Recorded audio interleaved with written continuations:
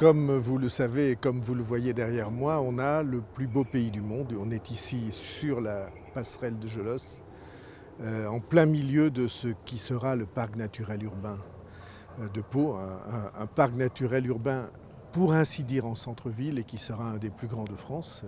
Et notre volonté, c'est d'être la ville et l'agglomération de France qui sont les plus reconnues en matière de défense du patrimoine environnemental, de l'environnement et du développement durable. Alors on fait des choses vraiment très intéressantes. Par exemple, comme tous les Palois le savent, il y a maintenant des navettes électriques en centre-ville, gratuites, pour pouvoir se déplacer à l'intérieur de la ville.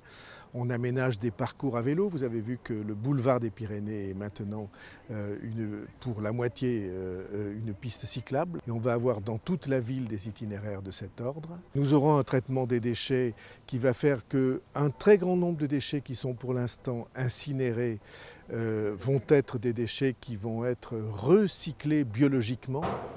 Et puis j'ai un très grand projet, très grand, donc très exigeant, qui est celui de créer une centrale à chaleur géothermique. On irait chercher des calories pour chauffer toute une partie de la ville et peut-être un jour plus. Je dois y ajouter le fait qu'à partir de la rentrée, il y aura des menus végétariens pour ceux qui le souhaitent tous les jours. Vous savez que l'humanité, elle est placée devant l'impératif de manger moins de viande et plus de légumes et de fruits. On aura des menus végétariens équilibrés tous les jours dans notre ville que tous les élèves ou parents d'élèves pourront choisir, quelle que soit la raison pour laquelle ils la choisissent.